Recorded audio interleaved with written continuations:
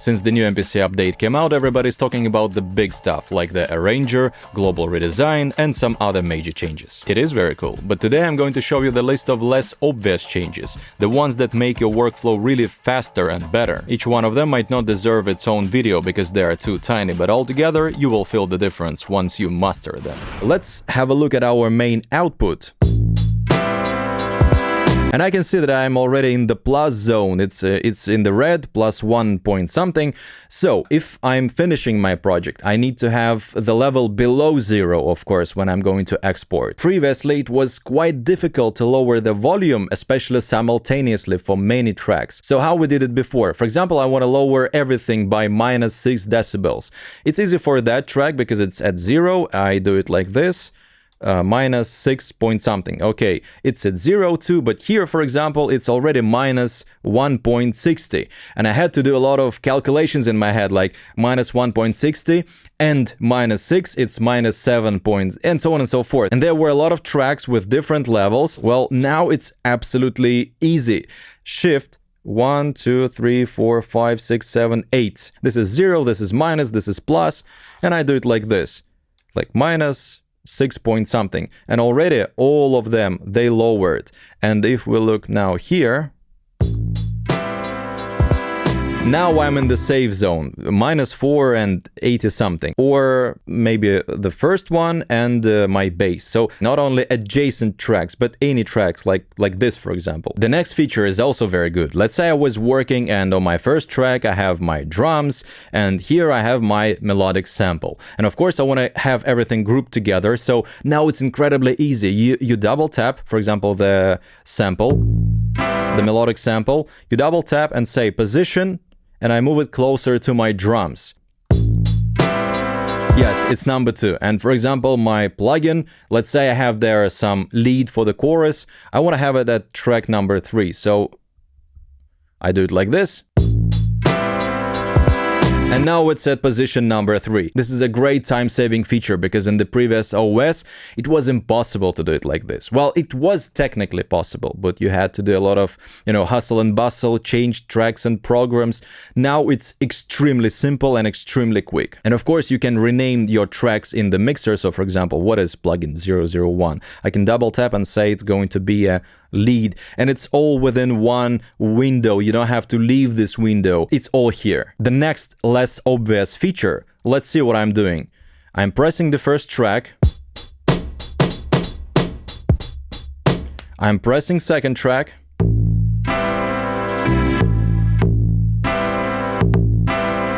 Then maybe bass.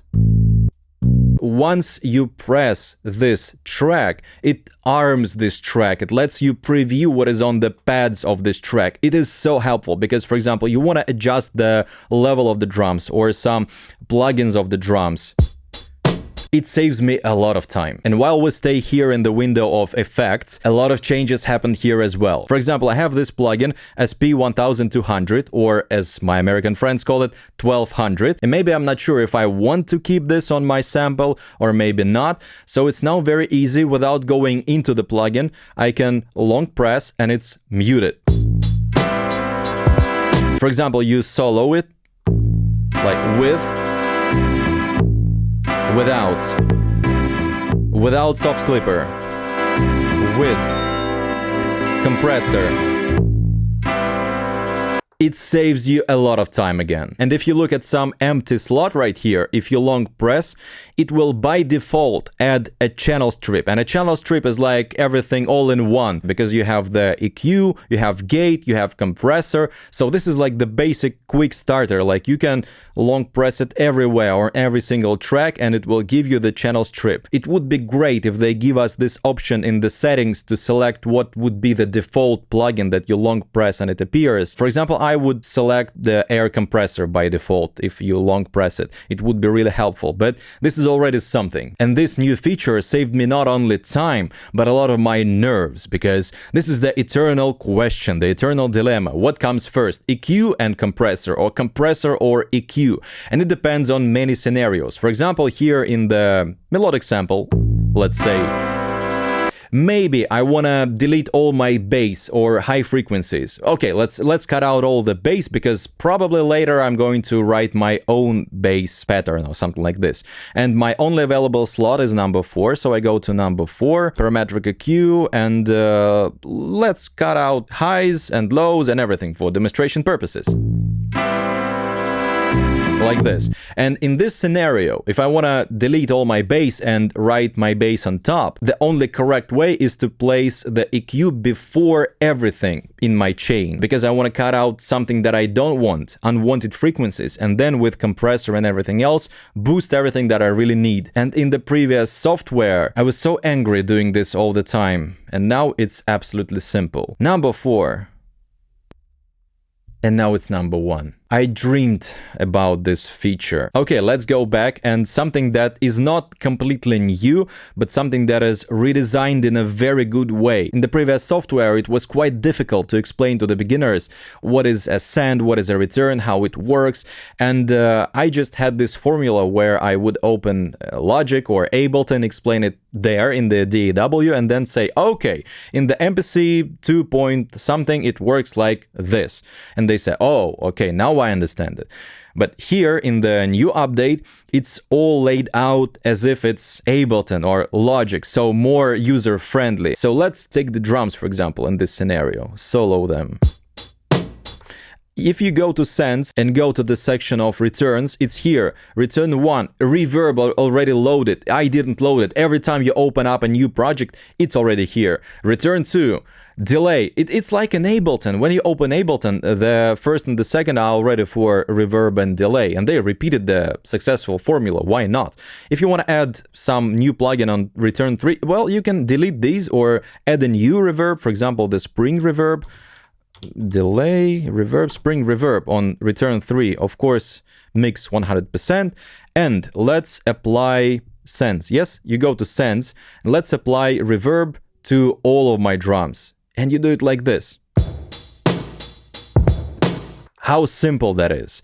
Or you want to apply delay, or our new spring reverb.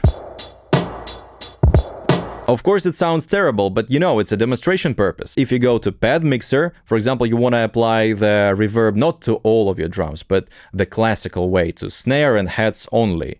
This is a hat, and you apply reverb to hats. Snare.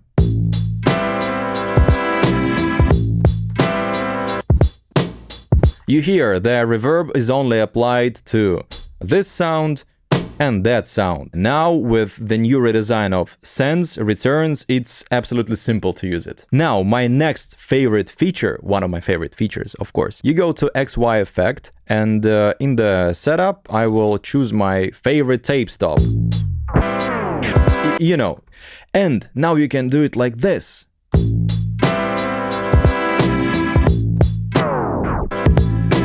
Select again read, this is important.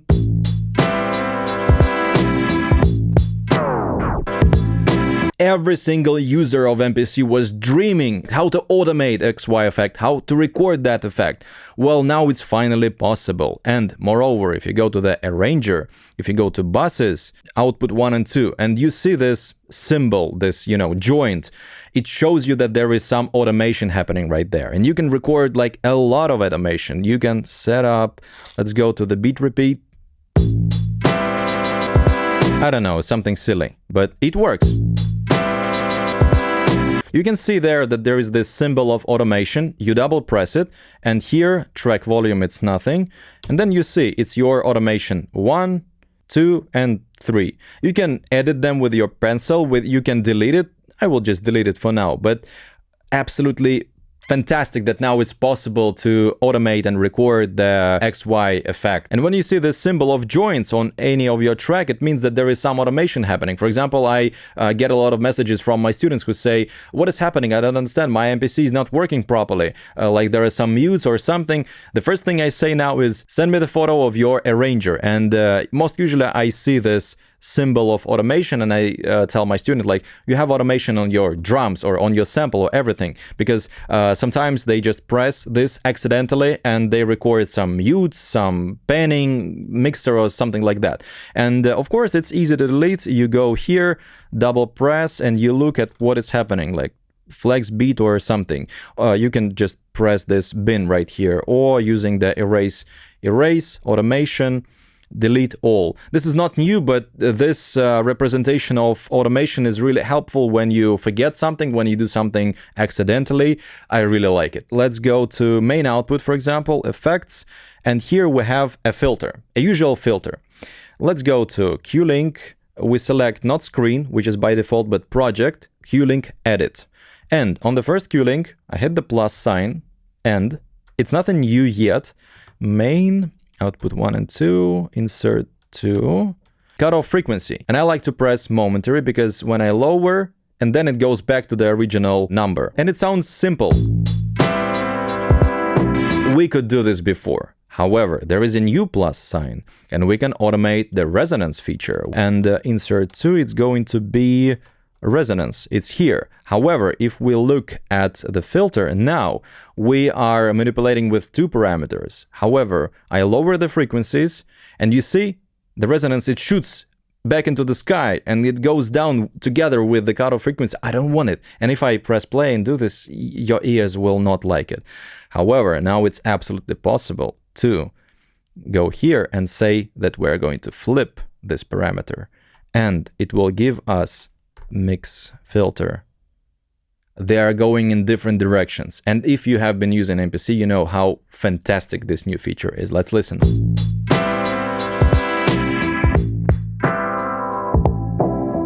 Fantastic. Even more, we can go to Q-Link edit again, and we can limit the number of our resonance because it's going to be too much. And here, the maximum is 20. I'm going to say it's going to be 2. Okay, let's say 2. Let's go back to the effect. And it will not go beyond 2. You see, I'm spinning the wheel, and no, it stays at 2. It's so helpful. And we're not done yet. We can go to Q-Link edit and add a new random function, like when we're going to do this, our drums will be muted. So we go to track, drums, mixer, mute.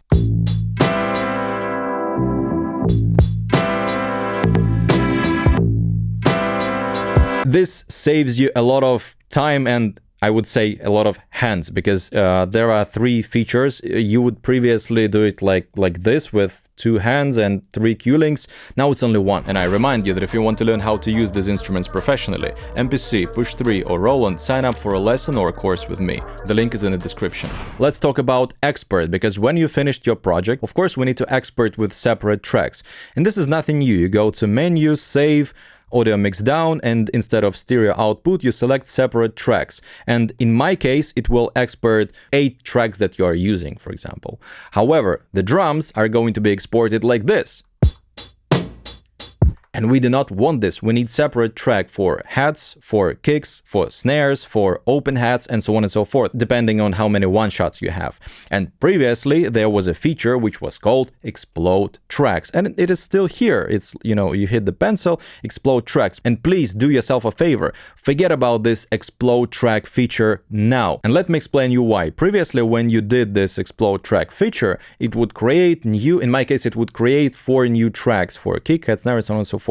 But in the previous operation system, they had a different system of programs and tracks, because different tracks could be attached to one and the same program. And now they changed it. This was the biggest change in the 3-point-something update. Now a track is a program, and a program is dedicated to a track. So now it's one thing. And in my case, I don't have the open hat, but usually when I do have an open hat, what I do, I go to global and I hit the mute target. So when open hi-hat is always closed by the closed hi-hat, is muted by the closed hi-hat. And if you do the explode feature, it would create new independent tracks and new independent programs. For example, it would copy soft clipper compressor SP to every new track. It's so crazy. And most importantly, you would have your open hat playing as nothing happened. So what you will end up doing when you will export to your DAW, you would have this track of open hats which play as they are playing before any settings, and you would use your trimming tool to, you know, trim every single open hat. Why would you do this? Now there is a better option. You go to the track where the drums are, because if you go to, let's say, this synthesizer, you will not find this feature. Go to the track where the drums are, menu, save, this icon right here, drum pads as stems. And when you press it, there are no settings, you press export and it will export all your one-shots as they are programmed to play, with one and the same set of effects, with mute, target and simultaneous play. So this is what you need instead of explode tracks. Bravo, MPC. While we're here in the main screen, this is what I like, the quick access to some features. And let me explain you why I really like this new feature, because previously they released some update with this sliding tool, but I didn't like it. It was not usable.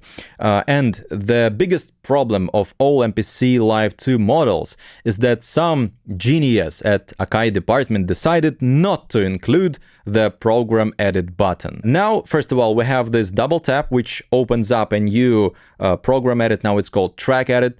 However, if there is some empty pad, for example, this empty pad, you can't go into double tap into this track edit view.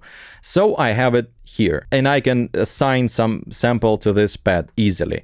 So it's in quick access always here. Then I have the arranger like in the middle, because again, arranger is a new function. There is no single MPC that has the arranger, dedicated arranger button. So it is here, always in front of me. Sounds is my number 4. And this is the beautiful layout of all my plugins that I have. XY effect, because historically it's the place for XY effects. Here I have the sampler, because from the main screen I can open a sampler and I can access everything now easily with either double tapping or pressing here.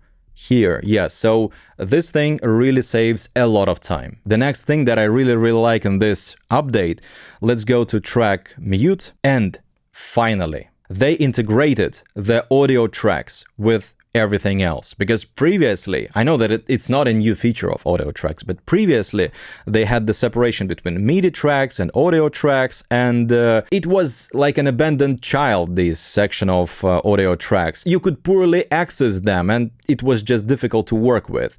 Now, since they have this unified system of everything, let me create a new audio track, and I would place some percussion that I don't need, but again, for demonstration purposes. In the arranger, it looks absolutely beautiful. I can long press and mute one of the parts. I can unmute, but this is not the main thing, because in the mute section, it's now integrated into the mute section. And this is fantastic, because previously I was dreaming about having it all combined together within the track mute. Previously, the audio tracks were not included in the track mute. And now you can just easily, when you are jamming, you can mute both audio track of percussions, drums, and anything that you like. And while we're in this track mute window, they gave us the option to choose between event and audio. What it means, for example, you have some long melody which you played, and you can mute it like in the mixer. You get the idea, you understand what I'm saying, and this is really helpful. I know it existed in the previous version, but here it works just better because we have everything in this menu. Track group, you can say that your drums, which are one-shots, and your percussion, which is your audio track, you can put them in one mute group, and when you are playing again, you can select either of those, and it mutes together. And believe it or not, my top favorite feature, you may laugh at it, but now finally we have the shift, select all and cut, for example, or select all and copy. Instead of doing this all the time, we have now the option of shift, select all, cut. These tiny changes and updates, they save me a lot of time and help me with my workflow, with my production. It is not all new features, of course. There are so many other features that are even smaller than these ones, but they help me too. And you can write down in the comments what you discovered, because some of them I discovered only by accident, or when I was really working for a long time recording the video course on MPC. But let me know in the comment your most favorite feature.